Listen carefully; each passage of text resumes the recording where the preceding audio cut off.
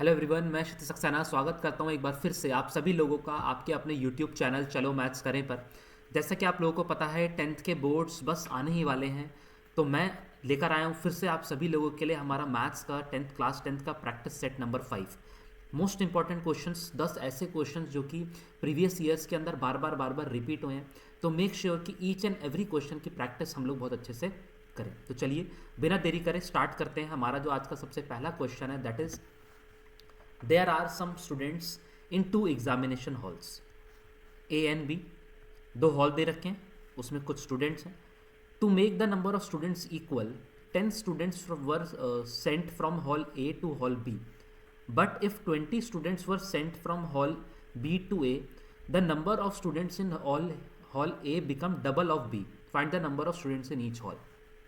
ठीक है, तो सीधा सीधा हमको समझ में आ रहा है कि pair of linear equation in two variables का ये क्वेश्चन है। तो आइए देखते हैं किस तरीके से इसको हमको सॉल्व करना है जिससे पूरे नंबर हम इस क्वेश्चन में स्कोर कर पाएँ। तो सबसे पहले दो हॉल की बात हो रही है, तो हमने यहाँ पे लिख दिया। देखिए पेपर के अंदर स्टेटमेंट के भी बहुत ज़्यादा नंबर होते हैं, तो हमको स्टेटमेंट को भी स्किप नहीं करना। Let students in hall A be x and hall B y. तो हम लोगों ने ए के जो हॉल ए था उसके स्टूडेंट्स को एक्स एज्यूम कर लिया, बी में जो स्टूडेंट्स उसको हमने वाई एज्यूम कर लिया। अब हमको इक्वेशन फॉर्म करनी है। हम लिखेंगे अकॉर्डिंग टू द क्वेश्चन। क्या इक्वेशन बन रही है हमारी, यहाँ पे लिखा है to make the number of students equal 10 students were sent from hall A. मतलब ए में से 10 स्टूडेंट्स बी में भेज दिए। मतलब ए में अगर एक्स हैं तो इसमें से 10 माइनस कर दिए, और वो कहाँ चले गए, वो चले गए बी में। तो हॉल ए में अगर 10 माइनस हो गए तो हॉल बी में 10 प्लस हो जाएंगे। और इन दोनों के बीच में जो रिलेशन हमको दे रखा है वो दे रखा है to make the number of students equal.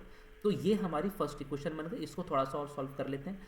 ये हो जाएगा हमारा x minus y is equal to 20। ये हमारी फर्स्ट इक्वेशन बन गई। ठीक है, सेकेंड इक्वेशन क्या बनेगी, but if 20 students were sent from B to A. अब देखिए बी से 20 स्टूडेंट्स भेजे गए कहाँ पे, ए में। तो इस बार बी में से 20 माइनस करेंगे और ए में 20 प्लस कर देंगे। अब ध्यान से देखिएगा रिलेशन ऐसा क्या बन रहा है, the number of students in A becomes double of B. मतलब ये जो ए है ना, ये बी का डबल बन गया। तो यहाँ पे हम लोग 2 को मल्टीप्लाई कर देंगे, बी से 2 मल्टीप्लाई हो जाएगा। इसको सॉल्व करेंगे अगर हम लोग तो ये होगा 2y minus 40 is equal to x plus 20। Further solve करूँ तो ये आ जाएगा मेरा x minus 2y is equal to minus 60। ये हमारी सेकेंड इक्वेशन हो गई। सबसे ज़रूरी हमारा जो है यहाँ पे वो है दो इक्वेशंस को फॉर्म करना, है ना। जो भी हमको यहाँ पे कंडीशन दे रखी है उसको देखकर हमको अच्छे से कुछ इक्वेशन को फॉर्म करना है। दो इक्वेशन हमारे सामने आ गई है। अब हम इन दोनों इक्वेशंस को सॉल्व कर लेंगे। लिख देते हैं solving equation 1 and 2 by elimination method से सॉल्व कर देते हैं, बाय एलिमिनेशन मेथड। ठीक है, तो इसको लिखेंगे x minus y is equal to 20, x minus 2y is equal to minus 60। अब एलिमिनेशन में आपको पता है नीचे वाली इक्वेशन के सिंबल चेंज हो जाएंगे, ये माइनस हो जाएगा, ये प्लस हो जाएगा, ये भी प्लस हो जाएगा। सॉल्व अगर मैं कर दूं आप देख सकते हैं x कट गया, माइनस वाई प्लस 2y बचा y, 60 प्लस 20 बचा 80। तो y की वैल्यू कितनी आ गई, 80 आ गई। y की वैल्यू अगर 80 आ गई, therefore x minus 80 is equal to 20, जहाँ से x की वैल्यू हमारी निकल के आ गई 100। x की वैल्यू कितनी निकल के आ गई 100। पूछा number of students in each hall, therefore students in hall A कितने हो गए 100, इन हॉल बी कितने हो गए 80। 100 और 80 ये हमारे क्वेश्चन का आंसर हो गया। ठीक है, तो ध्यान से देखिएगा, मैंने पहले स्टेप क्या किया, सबसे पहले हमको इक्वेशन लिखनी बहुत ज़रूरी है ना। अगर इक्वेशन नहीं लिखेंगे तो इस इक्वेशन के भी हमको, अगर आप मार्किंग स्कीम देखेंगे प्रीवियस ईयर्स की, तो इक्वेशंस के भी हमको हाफ या 1 नंबर अलॉटेड होता है। ध्यान से हम लोगों ने इक्वेशन फॉर्म करी, दो इक्वेशन, सबसे मेन इंपॉर्टेंट काम हमारा इक्वेशन फॉर्म करना ही है, क्योंकि सॉल्व तो सारे बच्चे कर लेंगे, है ना, चाहे आप उसको एलिमिनेशन से करें, चाहे आप उसको सब्स्टिट्यूशन मेथड से करें, किसी भी मेथड से करें सॉल्व हो जाएगा, बट सबसे इंपॉर्टेंट है इक्वेशन को फॉर्म करना। और ये बात ध्यान रखिएगा कि लीनियर इक्वेशंस के अंदर हम अपने आंसर को चेक भी कर सकते हैं। कैसे कर सकते हैं? अब देखिए यहाँ पे लिखा है 10 students were sent from hall A to B. अब ए में अभी हमारे 100 स्टूडेंट्स हैं, अगर 10 स्टूडेंट्स बी में भेज दूँ तो ए में हो जाएंगे 90, बी में भी हो जाएंगे 90, तो क्या इक्वल बन गए? बिल्कुल इक्वल बन गए। देखिए यहाँ पे दे रखा है to make the number of students equal. अब 20 स्टूडेंट्स अगर मैं बी से ए में भेज दूँ तो देखिए बी में 80 है, 20 भेज दूंगा तो ए में आ जाएंगे 120, बी में बच जाएंगे 60। क्या ए में डबल है? बिल्कुल डबल है। तो इसका मतलब हमारा सॉल्यूशन जो है वो बिल्कुल सही है। ठीक है, तो बहुत इंपॉर्टेंट क्वेश्चन है, आपकी बुक के अंदर भी क्वेश्चन दे रखा है, काफ़ी बार पेपर के अंदर पूछा गया। ठीक है, आई होप आप लोगों को क्वेश्चन समझ में आया। चलिए आगे बढ़ते हैं। Okay, if in an A P the pth term is 1/q and qth term is 1/p, prove that the sum of pq terms is pq plus 1/2। ठीक है, अगेन अरिथमेटिक प्रोग्रेशन का क्वेश्चन है, इंपॉर्टेंट क्वेश्चन है। आइए देखते हैं step by step किस तरीके से हमको इसको सॉल्व करना है। तो सबसे पहले हमको दे रखा है AP की pth term 1/q, qth term 1/p। तो यहाँ पे सबसे पहले इंपॉर्टेंट दो फॉर्मूले हमारे यूज़ होंगे, उन दोनों फॉर्मूले को पहले लिख लेते हैं। फॉर्मूला होगा an का, nth टर्म का फॉर्मूला होता है a plus n minus 1 into D, ये nth टर्म का फॉर्मूला होता है। और दूसरा सम का फॉर्मूला होता है Sn is equal to n/2 2a plus n minus 1 into d. ठीक है, तो ये दो फॉर्मूले हैं जो इस क्वेश्चन में हमारे यूज होंगे। अब सबसे पहले देखिएगा pth टर्म हमको 1/q दे रखी है। अच्छा, अगर pth टर्म मैं निकालूँ, अब हमने यहाँ पे अभी मैंने यहाँ पे nth टर्म लिखा an, a plus n minus 1d, उसी सेम तरीके से pth टर्म क्या हो जाएगी? a plus p minus 1 into D की वैल्यू 1/q गिवन है हमको। अब देखिए, क्योंकि यहाँ पे हमको सेम AP दे रखा है, ऐसा तो नहीं है कि AP डिफरेंट है, तो a और d सेम ही रहेगा। ये हमारी pth टर्म आ गई। qth टर्म क्या होगी, है ना, इसको लेट से फर्स्ट इक्वेशन मान लेता हूँ। qth टर्म होगी a plus q minus 1 into D की वैल्यू हमको दे रखी है 1/p। ये हमारी सेकेंड इक्वेशन होगी। ठीक है, फर्स्ट इक्वेशन और सेकेंड इक्वेशन हमने फॉर्म कर ली। अब दोबारा से इन दोनों इक्वेशंस को हमको सॉल्व करना है। कैसे सॉल्व करेंगे? We will solve it by elimination method. Solving 1 and 2 by elimination method. ध्यान से देखिएगा एलिमिनेशन मेथड यहाँ पे कैसे करना है, क्योंकि सिंपल हमको वेरिएबल्स और कांस्टेंट गिवन नहीं है। इसको लिखेंगे हम सबसे पहले a plus p minus 1 into D की वैल्यू 1/q दे रखी है। दूसरा a प्लस q माइनस 1 की वैल्यू 1/p दे रखी है। दोबारा से सिंबल चेंज हो जाएंगे, ये माइनस हो जाएगा, ये भी माइनस हो जाएगा, ये भी माइनस हो जाएगा। ध्यान से देखिएगा मैं इसको कैसे सॉल्व कर रहा हूँ। a से हमको पता है हमारा कैंसिल आउट हो चुका है। अब यहाँ पे अगर मैं लिखूँ, पहले लिखना है हमको, हम लिखेंगे p minus 1 into D minus bracket q minus 1 into D की वैल्यू जो हमारी हो जाएगी वो हो जाएगी 1/q माइनस 1/p, है ना, क्योंकि देखिए हमारे पास यहाँ पे नॉर्मल कॉन्स्टेंट्स नहीं दे रखे कि हमने उसको सॉल्व करके सीधा लिख दिया।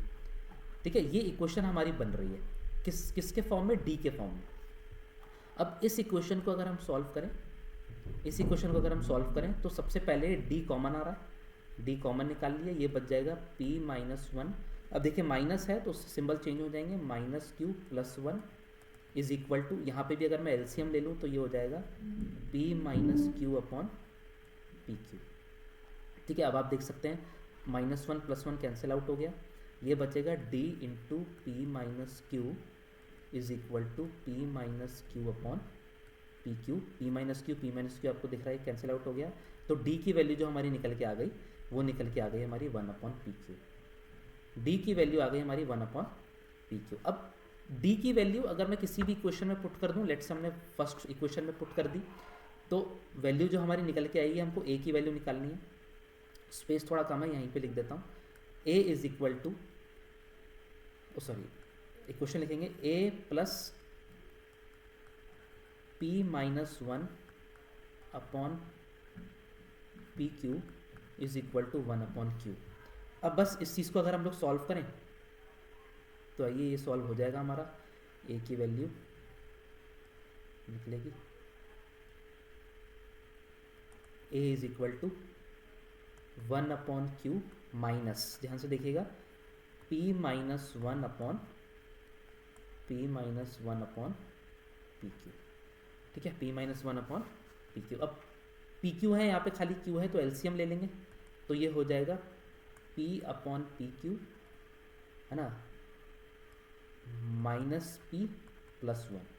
देख सकते हैं आप, minus p plus p cut गया, जिससे a की वैल्यू भी जो हमारी 1/pq निकल के आ गई। ए और डी दोनों की वैल्यू हमारी 1/pq निकल के आ गई। सम ऑफ pq टर्म्स निकालना है हमको, तो सम ऑफ pq मतलब spq अगर हम लोग निकालें तो ये हो जाएगा, फॉर्मूला पुट करेंगे pq/2 2 इंटू ए की वैल्यू भी p/q है, प्लस pq माइनस 1, डी की वैल्यू भी मेरी 1/pq है। ठीक है, ध्यान से देखिएगा मैं कौन सा स्टेप कहाँ पे कर रहा हूँ। अब आप लोग देखिए, यहाँ से मैं pq/2 लिख दिया मैंने। अब आप डिनोमिनेटर में देख सकते हैं कि यहाँ पे भी pq है और ये भी pq है, दो ही टर्म है ब्रैकेट के अंदर, 2/pq और दूसरी pq माइनस 1/pq। इसमें pq डिनोमिनेटर में कॉमन आ रहा है, तो उसको मैं बाहर निकाल लेता हूँ। ये हो जाएगा 1/pq। अंदर क्या बचा, अंदर मेरा बचा 2 प्लस pq माइनस 1। pq से pq हमारा कैंसिल आउट हो चुका है। अंदर क्या बचा, pq प्लस 1, बाहर आपका डिनोमिनेटर में 2 बचा। तो यही चीज़ हमको प्रूफ करनी थी, यहाँ पे हमने लिख दिया हैंस प्रूफ्ड, हैंस प्रूफ्ड। ठीक है, हमको प्रूफ करना था sum of pq terms is pq plus 1/2, तो ये हमने प्रूफ कर दिया, है ना। तो ध्यान से आप लोगों ने देखा हर एक स्टेप। सबसे पहले हमने बेसिक से स्टार्ट करा। nth टर्म का जो फॉर्मूला होता है an is equal to a plus n minus 1d। अब यहाँ पे an नहीं लेना हमको, यहाँ पे pth टर्म दे रखी है, pth टर्म। तो हमने ap की वैल्यू निकाली, a plus p minus 1 into D, उसकी वैल्यू हमको q 1/q गिवन थी। फिर qth टर्म की वैल्यू निकाली, a plus q minus 1 into D, उसकी वैल्यू हमको 1/p गिवन थी। बस एलिमिनेशन से सॉल्व करा। बस यहाँ पे मिस्टेक जो बच्चे कर देते हैं वो ये कर देते हैं, क्योंकि जब हम एलिमिनेशन मेथड यूज़ कर रहे हैं तो कोई भी आप देख सकते हैं कोई भी कांस्टेंट नहीं है। तीन वेरिएबल हमारे पास यहाँ पे आ गए, जबकि 3 नहीं बोलूँगा, मैं बोलूँगा 4 वेरिएबल आ गए। ए आ गया, पी आ गया, डी आ गया, क्यू आ गया। बट आपको ये चीज़ देखनी है कि अगर हम ए पी की बात कर रहे हैं तो हमको ए और डी की वैल्यू निकालनी है, और ए और डी की वैल्यू भी हमारी पी और क्यू के टर्म्स में आ गई। तो simply S P Q terms में हमने उसको सब्स्टिट्यूट कर दिया, ये हमारा आंसर आ गया। ठीक है, आई होप आप लोगों को क्वेश्चन समझ में आया। बार बार प्रैक्टिस की नीड है हमको इस क्वेश्चन के अंदर। ठीक है, चलिए आगे बढ़ते हैं। चलिए, तो next question again a very important question, और काफ़ी बार आप लोगों ने अगर प्रीवियस ईयर के क्वेश्चन करे होंगे तो काफ़ी बार ये क्वेश्चन आपको उसमें दिखा होगा। ठीक है, हमको दे रखा है if the equation 1 plus M square x square plus 2mc(x) plus c square minus A square is equal to 0 has equal roots. Equal roots इसके दे रखे हैं, और इक्वल रूट्स कभी भी गिवन हो तो ये बात आपको याद होनी चाहिए कि डिस्क्रिमिनेंट की वैल्यू 0 होती है। ठीक है, हमको प्रूफ करना है C square is equal to A square multiplied by 1 plus M square. तो चलिए स्टेप बाय स्टेप, बहुत ही सिंपल क्वेश्चन है, बट सबसे चैलेंजिंग टास्क जो यहाँ पे आ जाता है वो आ जाता है इसकी कैलकुलेशन। चलिए देखते हैं स्टेप बाय स्टेप कैसे करना है। अब हमको पता है कि if the roots are equal, if the roots are equal comma, then जो डिस्क्रिमिनेंट होता है उसकी वैल्यू 0 होती है। डिस्क्रिमिनेंट की वैल्यू 0 होती है, और डिस्क्रिमिनेंट आपको पता है discriminant is b square minus 4ac। Discriminant is b square minus 4ac, और इसकी वैल्यू हमारी 0 है। अच्छा, b क्या होता है? b होता है हमारा x का कोएफिशिएंट जो कि दे रखा है 2mc। a क्या होता है? x स्क्वायर का कोएफिशिएंट दे रखा है 1 प्लस एम स्क्वायर। c क्या होता है? जो कांस्टेंट होता है हमको दे रखा है सी स्क्वायर माइनस ए स्क्वायर। अब देखिए ध्यान से वैल्यूज पुट करते हैं। बी स्क्वायर माइनस 4ac, इसका मतलब हो गया 2mc का होल स्क्वायर माइनस 4। a की वैल्यू क्या है? 1 प्लस एम स्क्वायर। सी की वैल्यू क्या है? सी स्क्वायर माइनस ए स्क्वायर। इस पूरे की वैल्यू हमको यहाँ पे 0 गिवन है। अब देखते हैं कैसे सॉल्व करना है। सबसे पहले इसको अगर सॉल्व करूँ तो ये हो जाएगा 4m square C square minus 4 1 plus M square C square minus A square is equal to 0।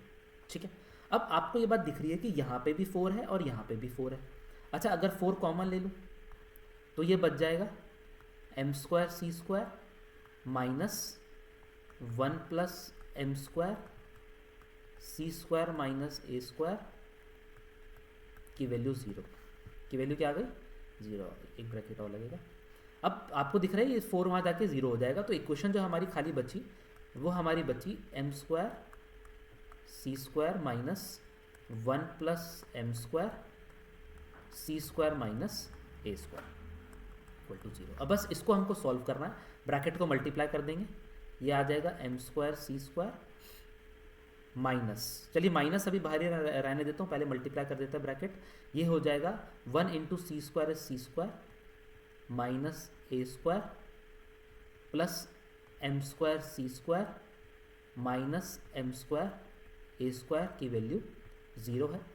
अब माइनस को अंदर भेज देंगे, एम स्क्वायर सी स्क्वायर ये हो जाएगा minus c square plus A square minus m square C square plus M square A square is equal to 0। जितने भी ब्रैकेट के अंदर हमारे टर्म्स हैं सबका सिंबल चेंज हो गया। अब आप लोग देख सकते हैं एम स्क्वायर सी स्क्वायर कैंसिल आउट हो गया। ये हमारा जो बचा, ये बचा हमारा m square A square plus c square plus A square minus c square is equal to 0। अब हमको सी स्क्वायर के टर्म्स में वैल्यू चाहिए, तो सी स्क्वायर को अगर राइट हैंड साइड में भेज दूँ, मतलब इक्वल टू को दूसरी तरफ भेज दूंगा, तो ये हो जाएगा C square is equal to M square A square plus A square, यहाँ से भी मेरे को ए स्क्वायर कॉमन दिख रहा है, ये बच जाएगा एम स्क्वायर प्लस 1, तो हो गया C square is equal to M square, यहाँ पे प्लस आएगा, जस्ट सेकेंड इसको मिटाता हूँ, यहाँ पे सी स्क्वायर आ गया, ए स्क्वायर कॉमन ले लिया, बचा एम स्क्वायर प्लस 1, तो यही हमको यहाँ पे प्रूफ करना था, आगे हैंस प्रूफ्ड है ना। तो सिंपल सा क्वेश्चन था, बट सबसे इंपॉर्टेंट चीज़ जो यहाँ पे होती है वो बच्चों की कैलकुलेशन मिस्टेक हो जाती है, कहीं पे कोई टर्म भूल गए, कहीं स्क्वायर नहीं लगाया, कहीं माइनस चेंज नहीं हुआ, तो उससे आपका आंसर नहीं आएगा। ठीक है, तो अच्छा क्वेश्चन था, काफ़ी बार पेपर के अंदर पूछा गया। आई होप आप लोग को क्वेश्चन समझ में आया। चलिए आगे बढ़ते हैं, हमारा अगला question, the diagonal of a rectangular field is 60 more than the shorter side if the longer side is 30 more than the shorter side, find the sides of the field। तो चलिए सबसे पहले रेक्टेंगुलर फील्ड की बात हो रही है, तो ये रेक्टेंगुलर फील्ड हो गया। ठीक है, बात डायगोनल की भी हो रही है, तो डायगोनल भी बना लेते हैं एक बार। ठीक है, अब इसमें दे रखा है diagonal of a rectangular field is 60 more than the shorter side, the longer side is 30 more than the shorter side. इसका मतलब क्वेश्चन पढ़ने से मेरे को समझ में आया कि डायगोनल और लॉन्गर साइड हमारी शॉर्टर साइड पे डिपेंड करती है। तो इसका मतलब है सबसे पहले मैं लिख दूंगा कि let the shorter side be x metre. तो ये शॉर्टर साइड हमारी एक्स मीटर हो गई। अच्छा, शॉर्टर साइड अगर एक्स मीटर हो गई तो जो लॉन्गर साइड है वो कितनी हो जाएगी? लॉन्गर साइड हो जाएगी, हमको दे रखी है 30 metre more than the shorter side, 30 plus x हो जाएगा। अच्छा, और डायगोनल क्या हो जाएगा? डायगोनल हमको दे रखा है 60 metre more than the shorter side, तो ये 60 प्लस एक्स हो जाएगा, 60 प्लस एक्स हो जाएगा, है ना। अब यहाँ पे भी इसको एक बार नोट कर लेते हैं, ये हो जाएगा 30 प्लस एक्स, ये हो जाएगा 60 प्लस एक्स। ठीक है, अब ये बात हमको क्लियर है कि रेक्टेंगल है, यहाँ पे 90 डिग्री फॉर्म हो रहा है, तो वैल्यू फाइंड करने के लिए we will using Pythagoras theorem, using Pythagoras theorem. चलिए पाइथागोरस थ्योरम ध्यान से इसमें अप्लाई करेंगे, ये हो जाएगा x square plus 30 plus X का whole square is equal to 60 plus X का होल स्क्वायर। अब बस इसको मेरे को सॉल्व करना है, ये हो जाएगा x square plus a plus b का होल स्क्वायर लगाऊंगा, ये हो जाएगा 900 plus x square plus 60x is equal to 3600 plus x square plus 120x। कुछ कट रहा है तो कैंसिल आउट कर देते हैं, एक्स स्क्वायर से एक्स स्क्वायर कैंसिल आउट हो गया, और कुछ नहीं कट रहा, यहाँ पे एक बार लिख देते हैं दोबारा से, ये हो जाएगा 900 plus x square plus 60x is equal to 3600 plus 120x। तो एक्स स्क्वायर पॉजिटिव में चाहिए होता है हमको, तो सारी टर्म्स को लेफ्ट हैंड साइड में भेज देते हैं। ये आ जाएगा एक्स स्क्वायर, इसको यहाँ पे लिखते हैं, ये आ जाएगा एक्स स्क्वायर 60x है, 120x यहाँ पे आके माइनस हो जाएगा तो बचेगा -60x, 900 यहाँ पे है, 36 आ जाएगा तो ये हो जाएगा -2700 is equal to 0। Middle term splitting करेंगे, फैक्टर्स हमको सीधे सीधे दिख रहे हैं, 90 एंड 30 हो जाएंगे, तो ये हो जाएगा x square minus 90x plus 30x minus 2700 is equal to 0। क्या बचेगा यहाँ से, x minus 90 plus 30x minus 90 is equal to 0। तो x की दो वैल्यू निकल के आ गई हमारी, एक निकल के आ गई -30 और एक x की वैल्यू निकल के आ गई 90। ठीक है, अब हमको ये बात पता है कि as x is side therefore x can not be negative, x can not be negative, क्योंकि किसी भी फील्ड की साइड नेगेटिव तो नहीं हो सकती। तो therefore sides of the field are, sides of the field are, length क्या होगी हमारी, चलिए लॉन्गर साइड लिख देते हैं। लॉन्गर साइड है x प्लस 30, x की वैल्यू 90 आई है तो ये निकल के आ जाएगा 120 मीटर। शॉर्टर साइड जो हमारा निकल के आ जाएगा वो निकल के आ जाएगा 90 मीटर। तो यही हमारे इन क्वेश्चंस का आंसर होगा। ठीक है, तो क्वाड्रेटिक इक्वेशंस का क्वेश्चन था, है ना, और पाइथागोरस थ्योरम सिंपली हमारी यूज हुई दोबारा से कैलकुलेशन बस हमको ध्यान से करनी है। हल्की सी भी कैलकुलेशन में मिस्टेक हो गई, साइन या कमा हो गया तो आपका क्वेश्चन गलत हो जाएगा, आपका बेसिकली आंसर नहीं आएगा। ठीक है, ये बात ध्यान रखिएगा कि x को हम -30 नहीं लेंगे, क्यों, क्योंकि कभी भी किसी भी चीज़ की जो साइड होती है ना, वो कभी नेगेटिव नहीं होती। कुछ ऐसी टर्म्स हमारी आती है जैसे किसी की हाइट हो गई, एज हो गया, वेट हो गया, है ना, वो कभी भी हमारा नेगेटिव में नहीं आता, तो नेगेटिव नंबर को हमको उसको इग्नोर कर देना है। ठीक है, चलिए आगे बढ़ते हैं। ओके, अगेन ट्रिग्नोमेट्री का very important question, important mark कर लीजिएगा। अटक जाते हैं बच्चे इस क्वेश्चन के अंदर, पूरा नहीं कर सॉल्व करना स्टार्ट तो कर देते हैं बट पूरा सॉल्व नहीं कर पाते, जिसकी वजह से कंप्लीट नंबर नहीं मिलेंगे आपको।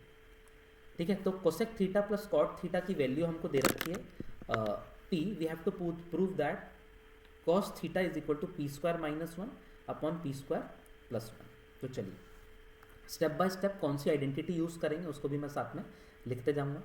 तो सबसे पहले हमको दे रखा है cosec theta plus cot theta is equal to p, ये हमको गिवन है, और सीधा सीधा हम लोगों को पता है कि कोसेक थीटा को मैं 1 अपॉन साइन थीटा लिख सकता हूँ, प्लस कॉट थीटा को मैं cos theta upon sine theta लिख सकता हूँ। इसकी वैल्यू हमको p दे रखी है, इसको लिख देंगे, हम लिख देंगे इसको 1 plus cos theta upon sine theta is equal to p। ठीक है, इतना हमारा निकल के आया। अब अगला स्टेप ध्यान रखिएगा, we will do squaring both sides.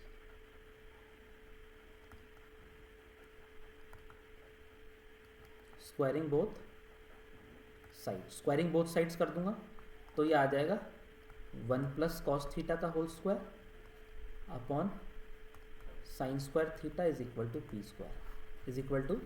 Square. अब ध्यान से देखिएगा कौन सी आइडेंटिटी हमको यूज़ करनी है। ये बात हमको पता है कि sign square theta plus cos square theta की वैल्यू 1 होती है। अच्छा, साइन स्क्वायर थीटा हमको यहाँ दे रखा है, तो साइन स्क्वायर थीटा की वैल्यू क्या हो जाएगी, साइन स्क्वायर थीटा की वैल्यू हो जाएगी 1 minus cos square theta, 1 minus cos square theta. तो यहाँ पे नीचे साइन स्क्वायर थीटा की जगह पे मैं 1 माइनस कॉस स्क्वायर थीटा लिख देता हूँ। ठीक है, न्यूमरेटर वैसा ही रहेगा, 1 प्लस कॉस थीटा का होल स्क्वायर, और ये हो जाएगा 1 minus cos square theta is equal to p square. अब ध्यान से देखिएगा, दोबारा डिनोमिनेटर में 1 माइनस कॉस स्क्वायर थीटा है, क्या मैं 1 को 1 स्क्वायर लिख सकता हूँ, बिल्कुल लिख सकता हूँ। तो ये मेरी आइडेंटिटी बन जाएगी ए स्क्वायर माइनस बी स्क्वायर की, इसको भी मैं लिख सकता हूँ ए प्लस बी और ए माइनस बी, ए प्लस बी और ए माइनस बी। तो दो आइडेंटिटीज़ हमारी यहाँ पे यूज़ हुई हैं। तो ये जो हमारी इक्वेशन बन जाएगी, ये बन जाएगी 1 प्लस कॉस थीटा का होल स्क्वायर डिनोमिनेटर में क्या आ जाएगा, ये आ जाएगा 1 प्लस कॉस थीटा और ये आ जाएगा 1 minus cos theta is equal to p square, है ना। आई होप ये सबसे इंपॉर्टेंट स्टेप है, आप लोगों को समझ में आया होगा। यहाँ बीच में 1 माइनस लिख देता हूँ। अब आप देख सकते हैं 1 प्लस कॉस थीटा और ऊपर स्क्वायर है तो वो कट जाएगा। तो ये जो हमारा बचेगा, यहाँ नीचे लिखता हूँ, ये हमारा बचेगा 1 plus cos theta is equal to 1 minus cos theta को पी स्क्वायर के साथ भेज दूँ, p square into 1 minus cos theta. ठीक है, आगे सॉल्व करेंगे, ये हो जाएगा 1 plus cos theta is equal to, ये हो जाएगा p square minus p square cos theta. P कुछ नहीं करा मैंने, पी स्क्वायर को अंदर मल्टीप्लाई कर दिया। अब कॉस थीटा वाली टर्म्स एक साथ ले आएंगे, तो ये पहले लेफ्ट हैंड साइड में कॉस थीटा दे रखा है, minus p square cos theta आके यहाँ पे plus p square cos theta हो जाएगा। ये P square right hand side में ऑलरेडी है, ये 1 वहाँ जाके माइनस हो जाएगा। अब आप लोग को दिख रहा है यहाँ पे कॉस थीटा कॉमन है, तो कॉस थीटा कॉमन ले लिया, बच जाएगा 1 plus p square is equal to p square minus 1। तो cos theta 1 plus p square को डिनोमिनेटर में भेज दूंगा, तो ये हो जाएगा p square minus 1 upon p square plus 1। ये हमारा हो गया हेंस प्रूफ। यही चीज़ हमको यहाँ पे प्रूफ करनी थी इस क्वेश्चन के अंदर, आप लोग देख सकते हैं, है ना। डिफरेंट तरीके से आपको ये क्वेश्चन देखने को मिलेंगे। अगर आप कहीं किसी और वीडियो में देखेंगे तो मैंने काफ़ी सारी वीडियोस देखी थी जहाँ पे यहाँ पे कंपोनेंडो एंड डिविडेंडो यूज़ कर रहे थे, उन सब चीज़ों की नीड नहीं है ना। काफ़ी सारी जगह पे 1 plus cot square theta is equal to cosec square theta भी यूज़ करा जा रहा था, उन सब की नीड नहीं है। बहुत ही सिंपल तरीका मैंने आपको बताया इस क्वेश्चन को सॉल्व करने का। सिर्फ 2 आइडेंटिटीज़ हमारी यूज़ हो रही हैं, sine square theta is equal to 1 minus cos square theta और A square minus B square is equal to A plus B A minus B, है ना। बहुत आसान तरीके से हम लोग अपने आंसर तक पहुंच सकते हैं। ठीक है, आई होप क्वेश्चन आपको समझ में आया। आइए आगे बढ़ते हैं। Point P divides the line segment joining A 2,1 and B 5,-8 such that AP is to AB is 1:3. P lies on the line, ठीक है, P यहाँ पे लाई करता है, we have to find the value of K की value हमको find करनी है। तो चलिए, कोऑर्डिनेट ज्योमेट्री का क्वेश्चन है, दे रखा है P divides the line segment joining A and B। तो A B लाइन हमको दे रखी है ऐसे, ठीक है, ये A है, ये B है। A के कोऑर्डिनेट हमको दे रखे हैं क्या, 2,1, B के दे रखे हैं क्या, 5,-8 और बीच में P है। ठीक है, P के कोऑर्डिनेट हमको दे रखे हैं, P के कोऑर्डिनेट हमको नहीं दे रखे, ठीक है, कोई नहीं। अब हमको दे रखा है ratio such that AP is to AB।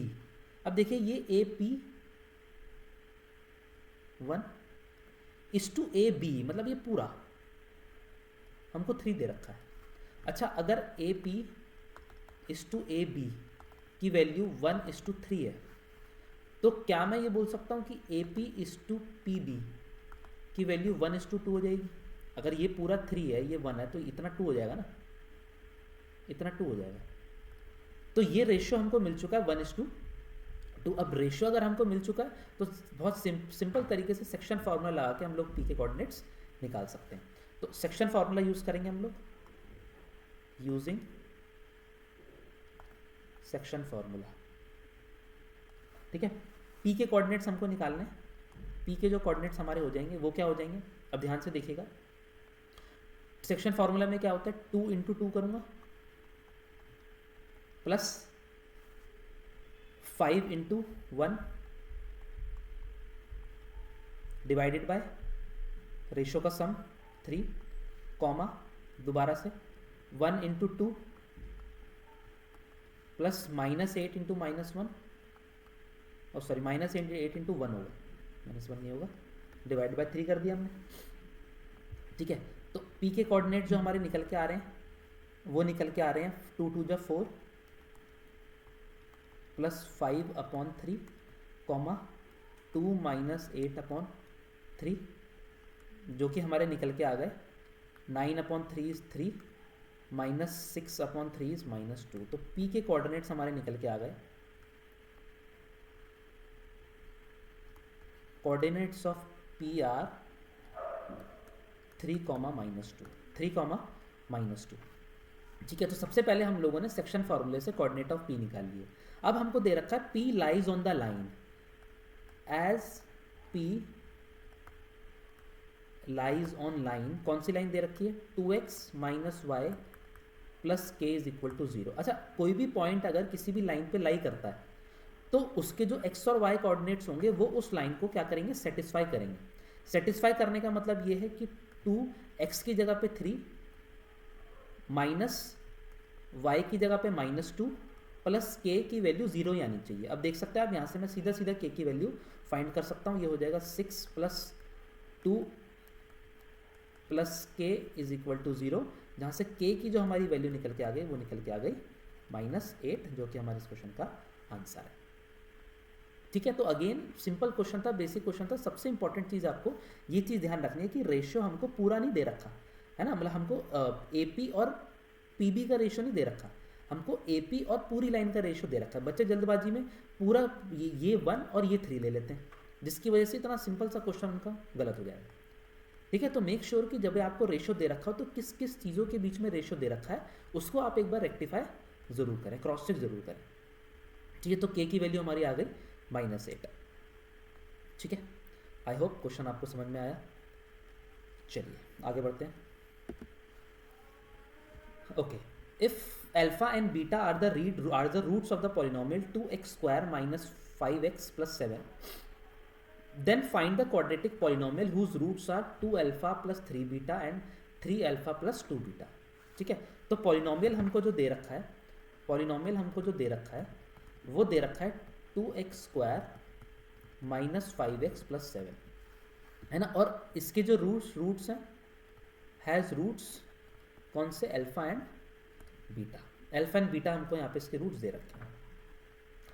अच्छा, सबसे पहले ना इतनी प्रैक्टिस हम लोगों को करनी है कि इक्वेशन देखते ही हमको ये बात समझ में आ जाए कि क्या इसके हम लोग रूट्स निकाल सकते हैं या नहीं निकाल सकते, है ना। अब ये बात मेरे को पता है कि रूट्स निकलेंगे या फिर नहीं निकलेंगे वो डिपेंड करता है डिस्क्रिमिनेंट पे, डी पे।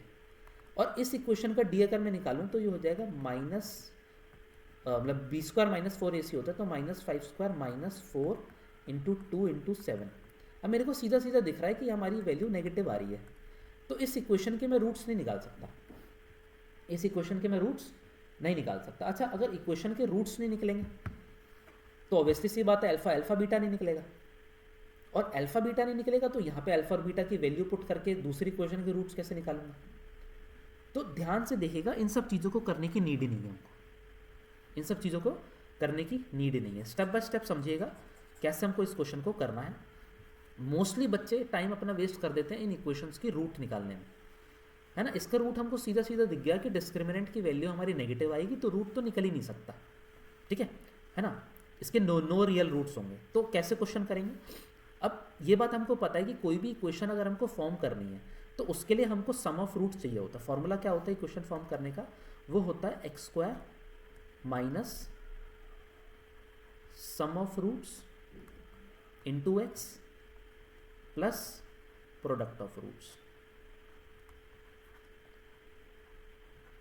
ये फॉर्मूला आपको अच्छे से याद होना चाहिए। ठीक है, अब जो इक्वेशन हमको दे रखी है, क्या उसमें हम पहले सम ऑफ रूट्स और प्रोडक्ट ऑफ रूट्स निकाल सकते हैं? बिल्कुल निकाल सकते हैं। तो हम सबसे पहले सम ऑफ रूट्स निकाल लेते हैं, alpha plus beta. Alpha plus beta की वैल्यू जो होती है वो होती है -b/a, तो ये हो जाएगा -5/2, ये हो गया 5/2, ये हो गया अल्फा प्लस बीटा। इसको एक बार लिख लेता हूँ दोबारा से, अल्फा प्लस बीटा की वैल्यू 5/2 आ गई हमारी। अच्छा, फिर प्रोडक्ट ऑफ रूट्स क्या होता है?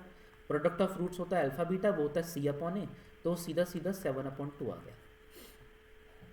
ठीक है, ये तो देखिए हमने सम ऑफ रूट्स और प्रोडक्ट ऑफ रूट्स किया जो हमको इक्वेशन दे रखी है। अब हमको जो इक्वेशन फॉर्म करनी है उसके जो रूट्स हमको दे रखे हैं वो दे रखे हैं, यहाँ पे मैं लिख देता हूँ, गिवन रूट्स आर। क्या दे रखा है? 2 अल्फा प्लस 3 बीटा, ये पहला रूट है, और 3 अल्फा प्लस 2 बीटा ये दूसरा रूट है। अच्छा, अब ये रूट्स अगर हमको दे रखे हैं तो इसका भी अगर मैंने सम और प्रोडक्ट निकाल दिया और सीधा सीधा इस इक्वेशन में पुट कर दिया तो हमारी इक्वेशन बन जाएगी। तो सबसे पहले सम ऑफ रूट्स निकाल लेते हैं। सम ऑफ रूट्स क्या हो जाएगा, 2 alpha plus 3 beta plus 3 alpha plus 2 beta. अब आप लोग देख सकते हैं ये 5 अल्फा प्लस 5 बीटा हो गया, जिसमें से मैं 5 कॉमन लेके अल्फा प्लस बीटा लिख दूंगा, और अल्फा प्लस बीटा की वैल्यू अभी हम लोगों ने निकाली है 5/2, तो ये हो गया 5 × 5/2 दैट इज 25/2। कितनी आ गई, 25/2 आ गया। ठीक है, अब प्रोडक्ट निकाल लेंगे, प्रोडक्ट ऑफ रूट्स। तो ये क्या हो जाएगा, ये हो जाएगा 2 alpha plus 3 beta multiplied by 3 alpha plus 2 beta. अब ध्यान से हमको, क्योंकि देखिए 2 ब्रैकेट आ गए, इनको हमको ध्यान से मल्टीप्लाई करना है। तो ये हो जाएगा सबसे पहले 6 alpha square plus 9 alpha beta, 6 alpha square plus 9 alpha beta plus multiply अगर हम करें 9 अल्फा बीटा कर दिया, okay, plus 4 alpha beta plus 6 beta square, 6 beta square. ठीक है, 6 बीटा स्क्वायर। अब ध्यान से इस इक्वेशन को मैं दोबारा लिखता हूँ, यह आ जाएगा मेरा 6 alpha square plus 6 beta square plus 13 alpha beta, 13 alpha beta. अब ध्यान से देखिएगा अल्फा और बीटा की वैल्यू हमको पता है, प्रोडक्ट ऑफ रूट्स क्या है। अब यहाँ पे जो हमारा आ रहा है वो आ रहा है 6 कॉमन, ये बचा alpha square plus beta square plus 13 alpha beta. बस थोड़ा सा आप लोग देखिएगा, थोड़ा सा जब स्पेस की शॉर्टेज है। ठीक है, मैं कौन सा फॉर्मूला अप्लाई कर रहा हूँ ध्यान से देखिएगा। अब ये बात हमको पता है कि a प्लस बी का होल स्क्वायर होता है a square plus b square plus 2ab, a square plus b square plus 2ab। अच्छा, a square plus b square की वैल्यू अगर निकालनी है तो मैं लिख सकता हूँ a square plus b square is equal to a plus b का होल स्क्वायर माइनस 2ab। तो बस वही फॉर्मूला हमको यहाँ पे पुट करना है। तो ये हो जाएगा 6 इंटू ए प्लस बी माने अल्फा प्लस बीटा का whole square minus 2 alpha beta और प्लस 13 अल्फा बीटा तो हमको गिवन ही है, 13 अल्फा बीटा तो हमको गिवन ही है। सॉल्व करेंगे, सीधा सीधा वैल्यूज पुट कर देते हैं। ये हो जाएगा 6 into alpha plus beta is 5/2 का स्क्वायर करूँगा तो ये आ जाएगा 25/4, 6 इंटू 25/4। ये 6 इससे भी मल्टीप्लाई होगा, ये हो जाएगा minus 12 alpha beta plus 13 alpha beta, है ना। ये ऊपर से मैं बस इसको रब कर देता हूँ। आई होप ये क्वेश्चन आप लोगों ने नोट कर ली होगी। ठीक है, तो ये सीधा सीधा हमारा बन जाएगा, आप देख सकते हैं इसको, यहाँ से मैंने 2 3, ये हो जाएगा 75/2 plus 13 minus 12 is 1 alpha beta, और अल्फ़ा बीटा की वैल्यू भी हमारी दोबारा से कितनी है 7/2 ही। इसको सॉल्व करें, ये हो जाएगा 82/2 निकल के आया 41। तो ये जो 41 हमारा निकल के आया ये प्रोडक्ट ऑफ रूट्स निकल के निकला है, प्रोडक्ट ऑफ रूट्स। ठीक है, अब इक्वेशन फॉर्म करनी है तो इक्वेशन में वैल्यूज पुट कर देंगे। आती है x² माइनस सबसे पहले सम ऑफ रूट्स कितना आया 25/2 multiplied by x plus product of root is 41। अब 2 को अगर एलसीएम ले लूँ तो ये आ जाएगा 2x² माइनस 25x प्लस 81। ये हमारे इस क्वेश्चन का आंसर हो गया, है ना। तो तरीका आप लोगों को आई होप समझ में आया कि किस तरीके से, बस थोड़ा सा ये है कि स्पेस की शॉर्टेज थी, है ना, बट स्टेप बाय स्टेप मैंने आपको बताया। सबसे पहले आपको रूट्स गिवन थे, है ना, रूट्स गिवन थे आपको 2 alpha plus 3 beta, 3 alpha plus 2 beta. करना वही है हमको, सबसे पहले सम ऑफ रूट निकालना है, फिर प्रोडक्ट ऑफ रूट निकालना है। सम ऑफ रूट सीधा सीधा हमारा 25/2 निकल के आ गया था। प्रोडक्ट ऑफ रूट को आपको थोड़ा सा सॉल्व करना पड़ा, यहाँ पे भी a प्लस बी के होल स्क्वायर का फॉर्मूला लगाया, हमारा आंसर निकल के आया था 41। अच्छा सॉरी, ये 81 नहीं होगा, ये 82 होगा, क्योंकि 41 इंटू 2 करेंगे तो 82 होगा। ठीक है, तो सीधा सीधा ये हमारी इक्वेशन आ गई, इसको हम लोगों ने सॉल्व कर दिया, ये हमारा आंसर निकल के आ गया 2x² माइनस 25x प्लस 82, है ना। तो दोबारा मैं आप लोगों को बता रहा हूँ, मोस्ट इंपॉर्टेंट क्वेश्चन है, इसलिए इंपॉर्टेंट क्वेश्चन आ जाता है क्योंकि ये बात आपको समझनी है कि यहाँ पे आपको इक्वेशन को सॉल्व नहीं करना। ऐसे बहुत सारे क्वेश्चन आपके सामने आएंगे जहाँ पे आपको पहले क्वाड्रेटिक इक्वेशन को सॉल्व नहीं करना है। अगर आप सॉल्व करने बैठ जाएंगे तो आप इक्वेशन कर ही नहीं पाएंगे। क्यों? क्योंकि इसके रूट्स ही नहीं है। जब आप सॉल्व करेंगे ना ही मिडल टर्म स्प्लिटिंग होगी इसकी, ना ही कोई फार्मूला अप्लाई हो रहा है, ना ही आप इसको क्वाड्रेटिक फार्मूले से सॉल्व कर पाएंगे। क्यों? क्योंकि डी की value is coming out to be less than 0। ठीक है, तो आई होप क्वेश्चन आप लोगों को अच्छा लगा, समझ में आया। चलिए आगे बढ़ते हैं। चलिए, तो नेक्स्ट क्वेश्चन हमारा again a very basic question of probability. If 2 dies are rolled simultaneously what is the probability of getting at least 1/6। ठीक है, तो सबसे पहले हम लोग को प्रोबेबिलिटी का फॉर्मूला पता होना चाहिए। किसी भी प्रोबेबिलिटी इवेंट की प्रोबेबिलिटी हमको निकालनी है तो उसका फॉर्मूला होता है नंबर ऑफ फेवरेबल आउटकम्स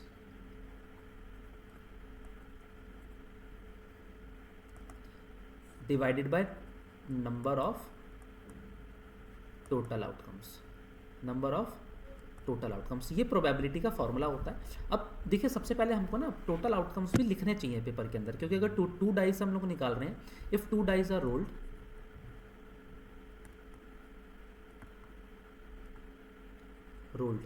तो टोटल आउटकम्स कितने हो जाएंगे? आपको पता है 6 की पावर 2, क्योंकि एक डाइस में जो आउटकम होते हैं वो 6 होते हैं, तो 2 में 6 की पावर 2 36 होगा। तो सबसे पहले आइए हम लोग लिखते हैं टोटल आउटकम्स। क्या तरीका होता है टोटल आउटकम्स लिखने का? अब देखिए, मान लेते हैं कि पहली डाइस में 1 आया, दूसरे में भी 1 आया, फिर पहली में 1 आया, दूसरे में 2 आया, 1 3 1 4 1 5 1 6। ठीक है, फॉर्मेट आप लोगों को समझना, ऑर्डर समझना है किस तरीके से मैं लिख रहा हूँ। फिर 2 1 2 2 2 3 2 4 2 5 2 6, फिर 3 1 3 2 3 3 3 4 3 5 3 6, फिर 4 1 4 2 4 3 4 4 4 5 4 6 5 1 5 2 5 3 5 4 5 5 5 6, फिर 6 1 6 2 6 3 6 4 6 5 एंड 6 6। ठीक है, तो ये हमारे टोटल नंबर ऑफ आउटकम्स होगा। इसको भी लिखने का फॉर्मेट आप लोगों को आना चाहिए। काफ़ी बार क्वेश्चन में खाली आउटकम्स का ही क्वेश्चन आ जाता है पेपर के अंदर। ठीक है, अब हमसे पूछा गया 2 dice are rolled probability of getting at least 1/6। तो सबसे पहले हम लोगों को यहाँ पे लिखना फेवरेबल आउटकम्स हमारे क्या होंगे। फेवरेबल आउटकम्स,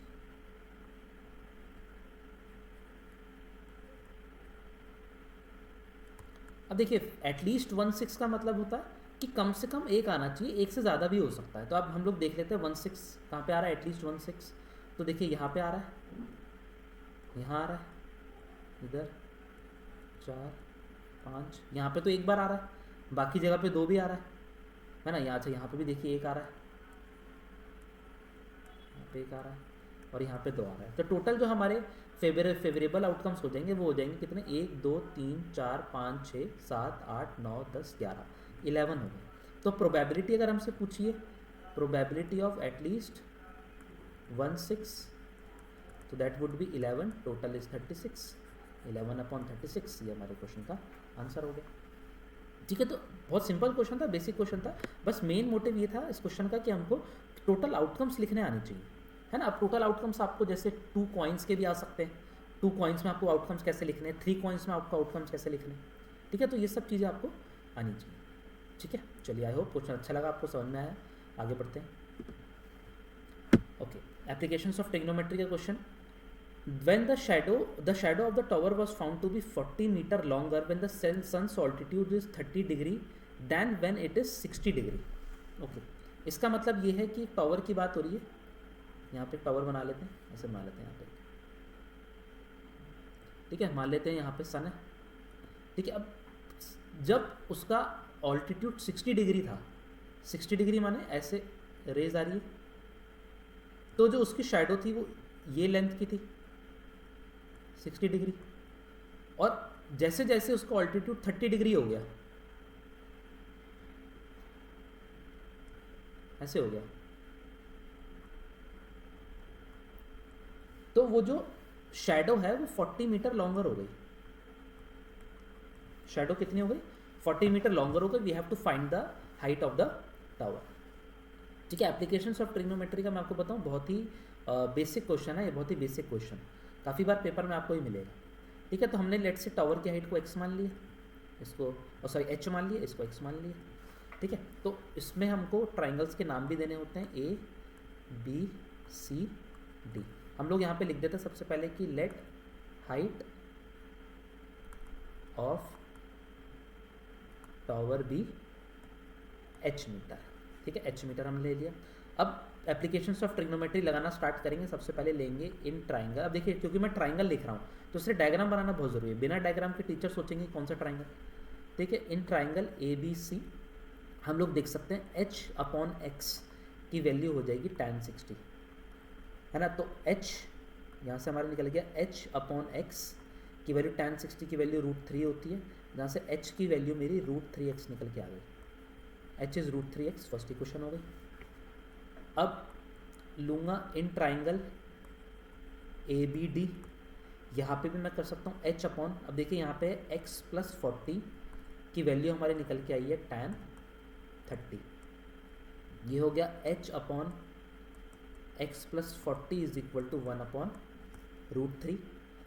तो ये हो जाएगा वैल्यू, अगर मैं फर्स्ट से सब्स्टिट्यूट कर दूँ तो ये हो जाएगा √3x upon x + 40 is equal to 1/√3। Cross multiply करेंगे, 3x is equal to x + 40, जहाँ से 2x की वैल्यू मेरी 40 निकल गई, और जहाँ से x की वैल्यू मेरी 20 मीटर निकल गई।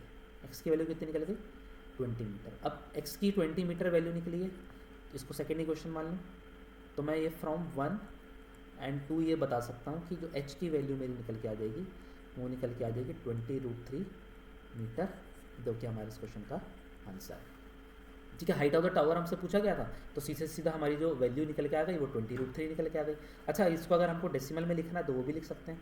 20 × √3 की वैल्यू 1.7 ले लेता हूँ, तो ये हो जाएगा अप्रॉक्सीमेटली 34, है ना। अप्रॉक्सीमेटली 1.72 ले लूँ अगर, है ना, तो 34.2 मीटर, 34.4 मीटर अप्रॉक्स, ये हमारे टावर की हाइट हो गई, है ना। कैसे भी लिख सकते हैं आप, अगर आप इसको √20√3 लिख देंगे तो भी कोई दिक्कत नहीं है, √3 की वैल्यू पुट कर देंगे तब भी कोई दिक्कत नहीं। लेकिन हाँ, अगर आपको क्वेश्चन में यहाँ पे दे रखा होता, अगर आपको दे रखा होता कि √3 की वैल्यू 1.72 है, तो फिर आपको वैल्यू पुट करना कंपलसरी है। अगर आप वैल्यू पुट नहीं करेंगे तो आपका टीचर 1 नंबर कट कर लेंगे, ठीक है। फिर तो वही वैल्यू पुट करनी है जो दे रखे, 1.72 का मतलब 1.72, है ना। 1.7 भी नहीं ले सकते अगर क्वेश्चन में गिवन है तो, ठीक है। चलिए, आज का हमारा last question, surface area volume का। A toy is in a form of a cone of radius 3.5 centimetre mounted on a hemisphere of a same radius. मतलब ये आपको हेमिस्फीयर दे रखा है, ठीक है, इसके ऊपर ऐसे कोन है, ठीक है, इसका रेडियस हमको दे रखा है 3.5, total height of the toy is 15.5। हमको फाइंड करना है total surface area of the toy, you have to find total surface area of the toy, ठीक है। तो दोबारा से बहुत ही बेसिक क्वेश्चन है हमारा, तो देख लेते हैं पहले क्या क्या दे रखा है।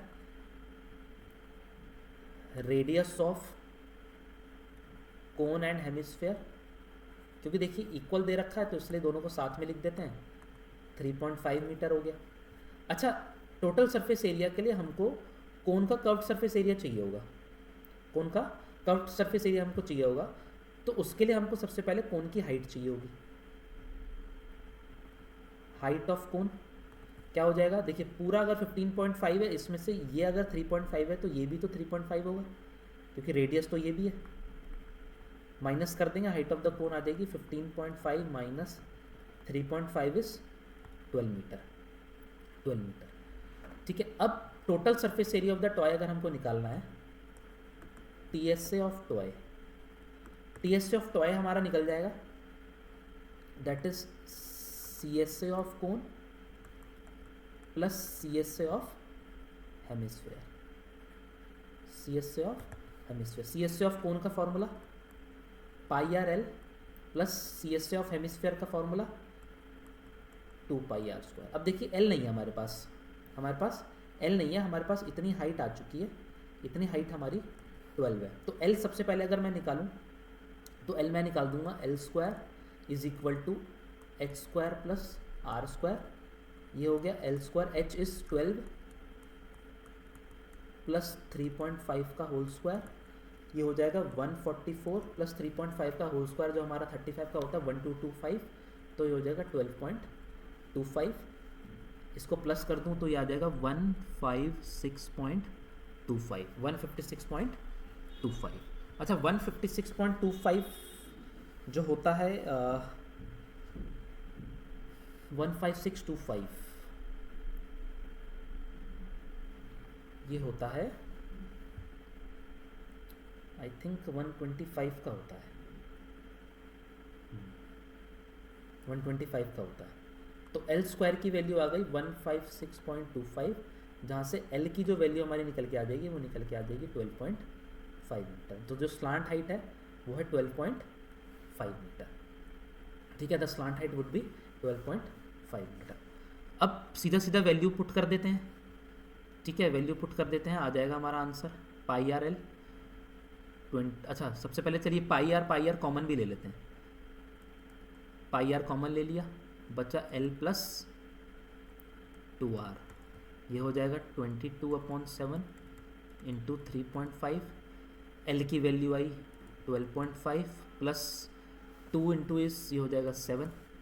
इसको सॉल्व कर लेते हैं, 5 2 जा 11 जा, ये हो गया 11 इंटू, ये हो जाएगा हमारा 19.5, 11 इंटू 19.5। अब 11 इंटू 19.5 अगर करूँ तो 1950 to 195,54112, तो ये हमारा निकल के आ जाएगा 214.5 मीटर स्क्वायर, जो कि हमारे इस क्वेश्चन का आंसर है। ठीक है, तो 214.5 मीटर स्क्वायर इस पूरे के पूरे टॉय का हमारा सरफेस एरिया निकल के आ गया। ये बात ध्यान रखिएगा कि टॉय का सरफेस एरिया निकालना है तो इस कोन का कर्व्ड सरफेस एरिया प्लस इस नीचे हेमिस्फीयर का कर्व्ड सरफेस एरिया निकाल के उन दोनों को ऐड कर लेंगे तो हमारा आंसर आ जाएगा। ठीक है, सिंपल क्वेश्चन था, बेसिक क्वेश्चन था, बस पूरे के पूरे सरफेस एरिया वॉल्यूम के अंदर हमको ये बात ध्यान रखनी है कि थोड़ा सा कैलकुलेशंस हम लोग ध्यान से करें, है ना। यहाँ पे सबसे ज़्यादा जो मिस्टेक्स होती हैं बच्चों की वो कैलकुलेशन में ही होती हैं, है ना। रूट नहीं निकला सही से, कहीं पे आपने आर छोड़ दिया, कहीं पे डायमीटर दे रखा है तो उसको हाफ नहीं करा रेडियस निकालने के लिए, वहाँ पे काफ़ी सारी मिस्टेक्स हो जाती हैं। ठीक है, आई होप आप लोगों को क्वेश्चन समझ में आया और पूरे सारे के सारे 10 क्वेश्चन आई होप आप लोगों को अच्छे लगे, समझ में आए तो चैनल को सब्सक्राइब ज़रूर कीजिएगा, वीडियो को लाइक करिए, शेयर करिए। और दोबारा से मैं आप लोगों को बोल रहा हूँ, बहुत कम टाइम हम लोग का बचा है बोर्ड्स एग्जामिनेशन के अंदर, तो ऐसे ही प्रैक्टिस सेट्स मैं आप लोग के लिए लाता रहूँगा। चैनल को सब्सक्राइब नहीं किया है तो चैनल को सब्सक्राइब कर लीजिएगा। बाकी मिलते हैं अगली वीडियो में कुछ नए क्वेश्चन के साथ, तब तक के लिए all the very best and take care.